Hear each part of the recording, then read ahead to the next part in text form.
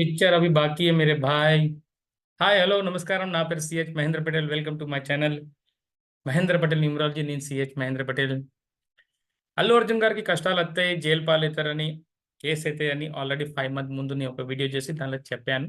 ఎందుకంటే ఏదో ఒకసారి వాళ్ళ పేరు ఇట్లా నేను చూశాను, క్యాల్కులేషన్ చేసి చూస్తే అరే ఇది పోలీస్ కేసు నెంబర్ కదా నేను అన్నాను. అది 5 మంత్ అయింది. నా వీడియో మీరు చూడొచ్చు.